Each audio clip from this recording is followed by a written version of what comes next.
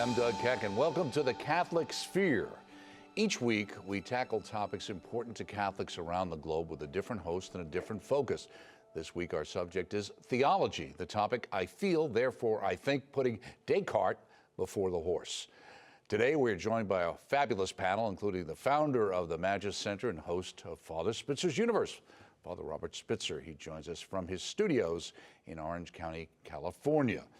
We also have with us mission preacher and retreat master and Thomist from the Western Dominican Province. That is Father Brian Maladia, popular host, and of course our radio program as well, Open Lining, joins us from California.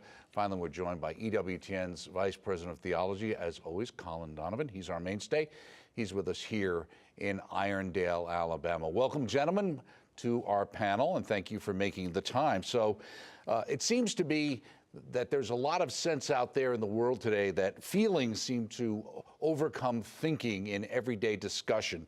And many of you, as teachers over the years, probably found that in talking to your students. Father Spitzer, what about the idea that, so many times when you talk to students or young people, when you're asking them a question, they start off with, I feel, rather than I think?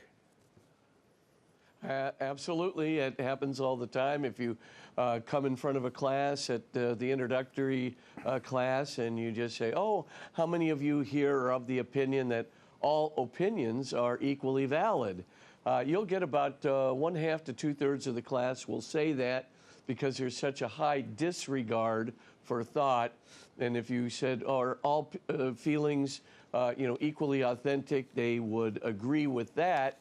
And what's happening, by the way, this is not just being proposed by traditional media, social media, et cetera.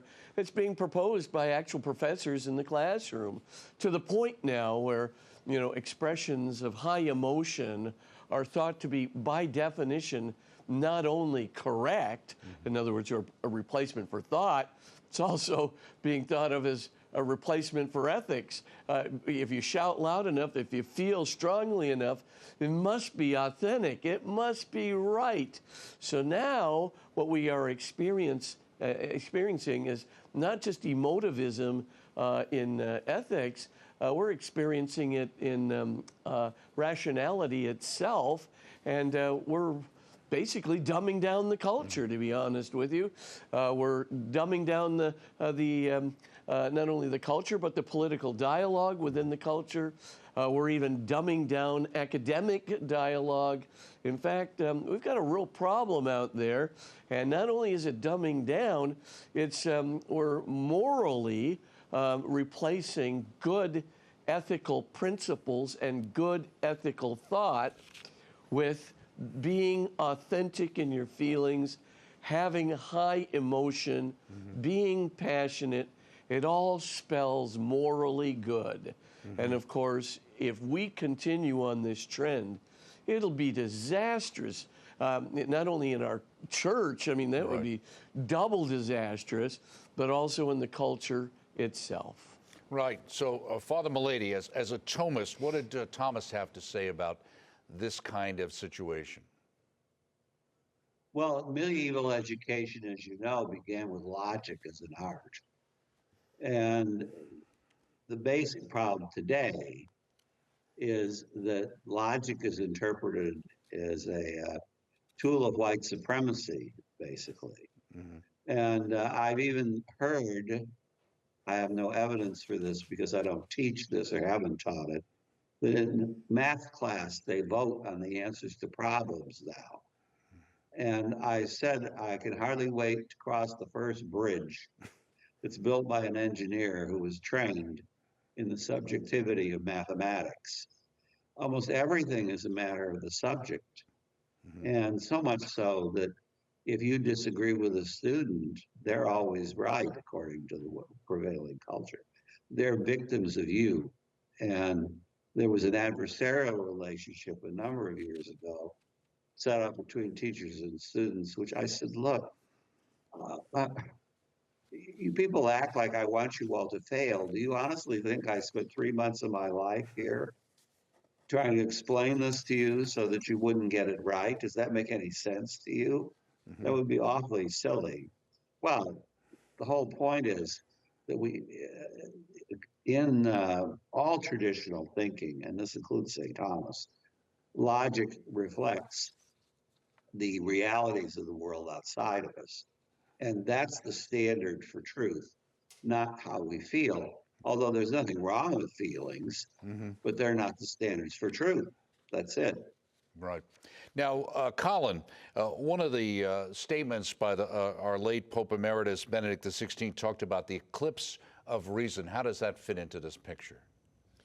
Well, we've seen over a long period of history now a sort of a gradual devolution of rational, logical thinking, whether in the philosophical area and in other areas, morality, ethics, and increasingly in doctrine as well, from the rational to the emotional, as both Father Spitzer and Father Milady described. But it's been a historical process. You mentioned Descartes. Here was a case of an effort to find objective truth in the way I felt. I think, therefore I am. That as if somehow this was an ontological evidence of existence, that one thinks. We know that that's not rational because there are a lot of human beings in distressed situations that aren't capable of thinking. Our most youngest members of the species, the unborn, they don't necessarily think in the way that we understand it, even as their neurological systems develop. Our elderly may lose a good deal of that capacity to think, or people because of disease or accident do it. So it was a completely illogical approach. But it was the idea that as we gained more empirical knowledge and material knowledge of the world, that we could somehow use that and construct ways of thought. But instead, what we find ourselves teetering back and forth between the kind of idealism that Kant would later implement, and what we see in the 20th century, the existentialists and others would do, and the materialism that really kicked this thing off, which is a complete divorce from thinking necessarily as something that is a higher function, but simply a material function. And so we go back and forth between this, and history shows. In the process, that one thing that was stable and true, what is often called the perennial philosophy, and that is the consensus of philosophers down through the centuries from 300 or more before Christ, Aristotle and the Greeks, up into through the fathers of the church, and finally with the rediscovery of Aristotle during the scholastics, and that is that truth is an integral whole, that both by logic, by rational thought, we can get at the truth. By study of material realities, we can get at the truth. By divine revelation, we can get at the truth. And all of these form a compatible whole, an integral truth. Now, as has been described, we've sort of spun off into kind of an atomization of human thinking, so that it's only, you know, I think, therefore it is. It has to be this way because I think it is this way. Right. And what you have is a complete subjectivity, and it's getting worse. So it's been a long historical process. It's continuing, sadly, and we're seeing the fruits of it in our culture and our educational system. And we're seeing it in the church because some of this existential and ideological thinking has entered into theological arenas and faculties as well. Father Spitzer, turning to you, again, as like with Father Milady, a teacher, some people have found the idea that in questioning students especially, and anyone in public in a discussion, the idea that any critique of my truth is really a critique of me. And so there's a personal response. Do you find that? Yeah, oh, absolutely. And that's why you can't have civil discourse anymore, because we don't have a logical method to appeal to where you can be right or wrong. We don't have a series of first principles that we can appeal to where you would be right or wrong. Well, devoid of first principles, devoid of that logic, what's left? Well, of course, as we've been saying, emotion. But what is that doing to our discourse? Our discourse is now becoming shouting matches. And so, the students are kind of yelling at each other. And of course, we've got, this woke kind of culture that's out there that is being completely embraced on the basis of emotivist criteria alone. And if you don't agree with it, then you're just simply shouted down. You are not proven wrong. You are not proven to be unethical. You're just shouted down. And that's all that's left to the emotivist is either you pretend, you have, fake sincerity, you shout louder, you say my passion is authentic, therefore, my beliefs are true. All of these things will, of course, get you nowhere. There's the old scholastic adage, and certainly the Jesuits have embraced it, never deny, seldom affirm, always distinguish. The idea is, if you're in an argument with somebody, doesn't do any good to just simply deny the point. So you don't want to just say, no, you're wrong, goodbye. That's not going to engage. It's not going to make anybody progress. Seldom affirm, right? You don't want to go around saying, I just want to affirm that. That sounds right. It sounds like our culture, and so forth and so on, and yet make no criticism of things you see to be inadequate, but always distinguish. But a good distinction, that distinction really does depend on what Colin and Father Maletti have been saying. In other words, it really requires logic, it requires first principles, and that's why you have to say, listen, if you take this out of society, not just out of the church, if you take this out of society, you're just going to get shouting matches. And look at the world around us. Look at, sometimes even the dialogues within our church. The shouting matches continue to escalate. And of course, they get higher and higher pitched in emotion because there's no way of resolving difference through regular, rational, logical means, but only through emotional shouting matches. And it reminds me of, times that go back to mere sophistry and, during the old pre-Platonic days. So anyway, that's where we stand, and our culture is going downhill on the basis of it. Right, and off of what Father said there, Father Milady, the idea of, we don't want to be caught up as Stoics, but we can also get caught up in this kind of false compassion, right? Oh, yeah, exactly. You don't want to be heartless, but you don't want to be, fake sincere. Right. In order to, that's just nothing more, as Plato would say, than sophistry. Right. So you have to, if we don't have truth, if we don't have an objective plane on which to stand, objectivity being, what everybody's been talking about today, if we don't have that objective plane on which to stand, there can be no principled agreement. And therefore, all we have left is our own opinions to either outwit or outsmart or outbuy or outshout the other person. Right. But it's never going to lead to agreement. It's never going to lead to a cultural peace. It's never going to lead to the truth either. Right. And it's never going to lead to the good. We're just simply going to be stuck with shouting matches. And that seems to be the case right now. So as a follow-up to that, Father Milady, you want to jump in on that point, same point? Yes, I was trying to make the point that passions, for example, are treated in Aristotle, but they're treated in the rhetoric, not the metaphysics or the physics, because the passions don't determine the truth. What determines the truth is our experience of reality. But the passions make another person open to listening to the truth, because whatever is received according to the receiver, not the giver. So a person who's trying to persuade someone may in fact realize that they have certain passionate blockages or whatever, and will tailor the message to fit that, provided it doesn't give up the message.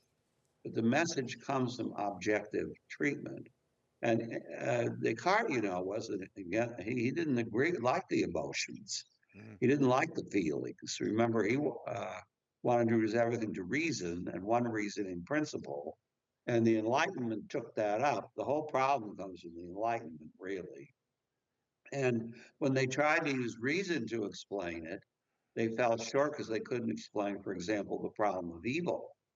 Well, you'd think that they go more to the scholastic point of view, which is that your senses bring you things that then you make objective in your mind. Instead, they went to the emotions. So Rousseau, who was a reaction against the rationalists of the 18th century, said that the thinking man was a depraved animal. And I'm glad someone, I believe, mentioned Kant, because I think Kant is the great watershed, because he accepted the fact that you couldn't arrive at absolute truths through reason. And then he said, well, but there must be absolute truths. So what's their origin? Well, it has to be feelings. It has to be, God, I feel God must exist, therefore he exists. And what kind of God it is, well, it could be anything, provided it fits your feelings. And so the subjectivity became absolute in that regard. Now, Colin, in dealing also with the idea that David Hume, who said, reason is the slave of the passions, not the master of them, that seems to be a problem we have today as well, right?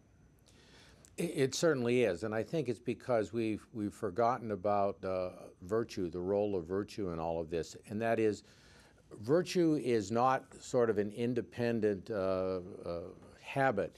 It's one that's guided by the intellect, by the practical intellect, making decisions about to achieve the particular end of the virtue and guided along that way. We call that prudence. And today there's very little training in that because I think, as we've all been saying in different ways, the range is given to the emotions as an expression of my inner self, but there's very little role for the intellect to do that. I think one of the great virtues of the church in our own time, Pope John Paul II, really, if you look about this, say this so often I'm even tired of hearing myself say it, but what a providential pontificate, 26 years in which a man who understood these kinds of questions and who grappled with them in the ethical areas, studying the Shaler and the phenomenologists, and determining what was valuable in understanding human subjectivity in that, but what was dangerous as well. And concluding at the end of that study in the middle of the 50s and writing about it during the course of his professorial days as well as his pontificate, and that is, if you don't have the good metaphysical grounding, such as St. Thomas provides, and a good understanding of anthropology, which is the philosophy of man, again, as the Church and Aquinas and others provide, then you ultimately have free rein to the feelings. Everybody's feelings are different. Everybody's conclusions are different. So as Father Spitzer was saying, there's no basis of agreement in that at all. Because what is your touchstone? Which John Paul II concluded, Father Wojtyła at the time, that it had to be that we understand ourselves obviously through our own consciousness. We can investigate what the consciousness tells us about that. We get the theology of the body and the theology of donation. This act of self-giving is encompassed in all of that. But in the end, we have to acknowledge the unity of human nature, the unity of the individual feelings and intellect and will in the human person. We have to realize divine revelation, that these are the arbiters of these otherwise subjective questions. And if we cannot refer those subjective questions to objective truth, there's no possibility of virtue, which ultimately leads to the integration of the individual.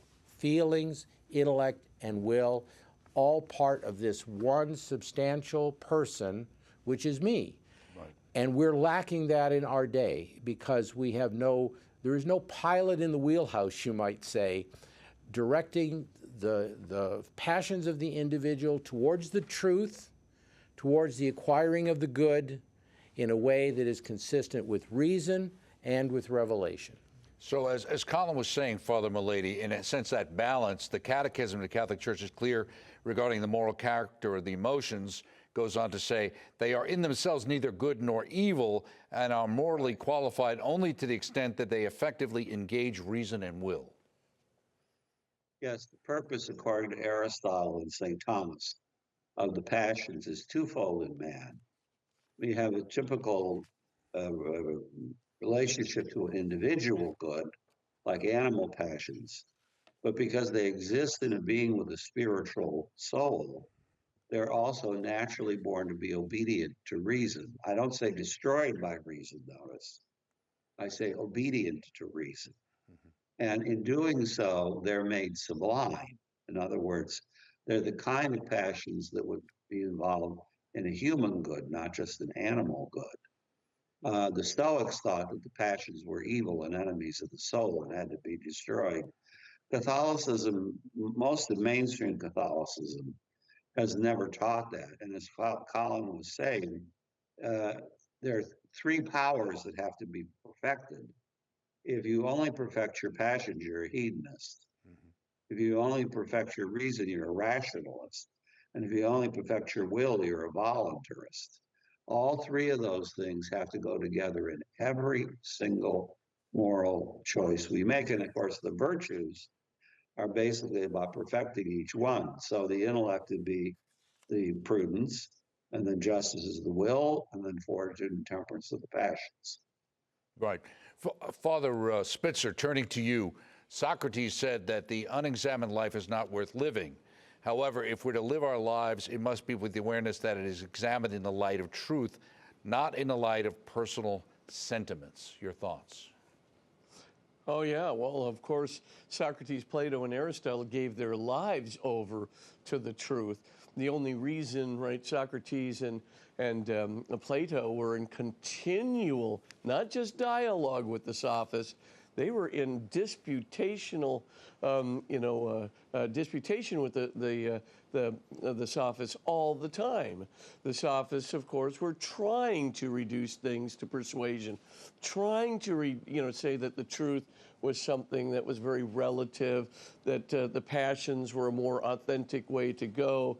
And as you know, Plato makes fun of them in the Sophist and many other places. But all this being set aside, what Plato thought was that if the truth goes and the Sophists win the debate in the, as it were, academic world of Greece, then Greece is going to go down the tube. The country itself will have no rational basis. And that was what led to, Greece's ascendancy in the world.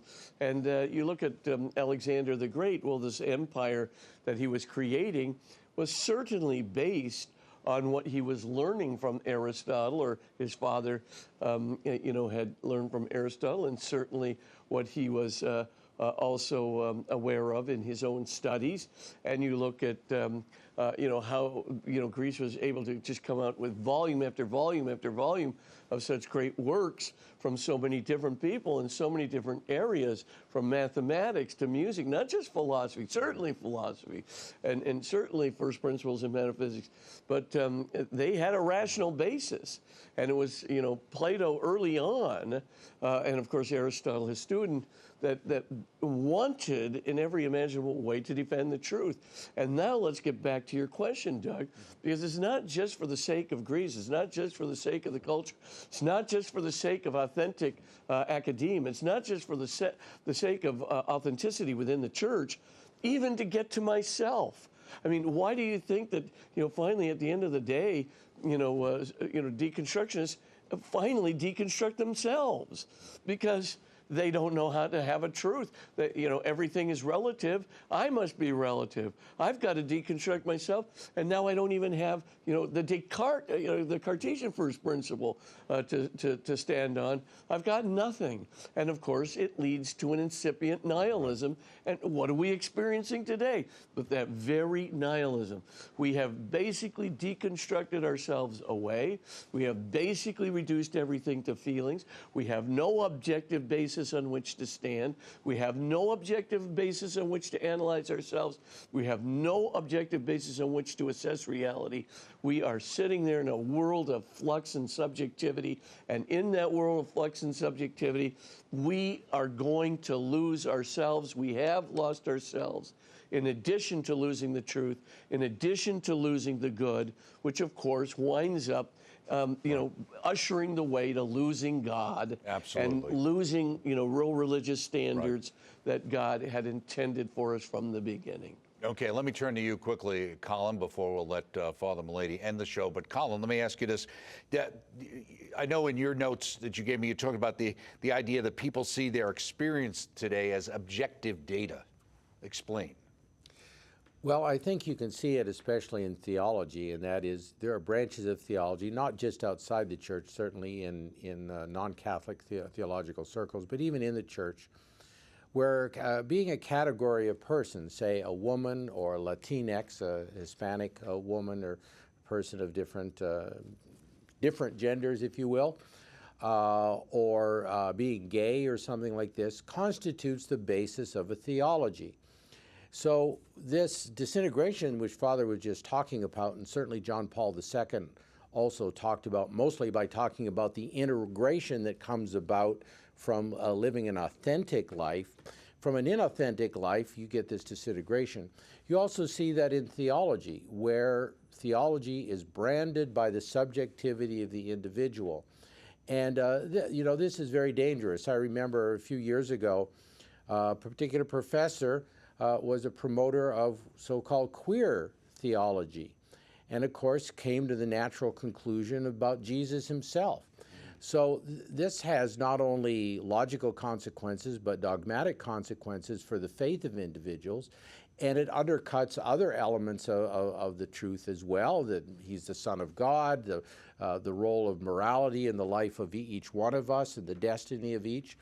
So the atomization of the human person by the reduction to the emotional and the feeling and the particular, like, I'm woman, I'm white, I'm black, I'm gay, I'm straight. All of these things work in the same direction to destroy any potential kind of unity. intersectionality approach. In our closing 50 seconds or so, Father Milady, a thought you'd like to leave our audience with on this topic? Yes, John Paul II was happy about the rediscovery of Shaler of the Passions.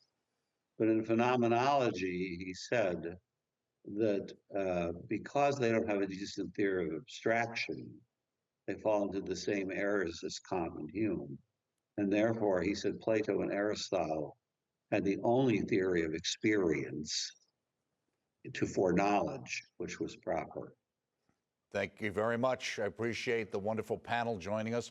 Father Spitzer, Father Milady, our own Colin Donovan, for being with us again today. And we thank you so much for joining us. Don't forget to join us next week. Our host will be Ryan Penny here on the Catholic Sphere. Thanks for joining us. We'll see you next time.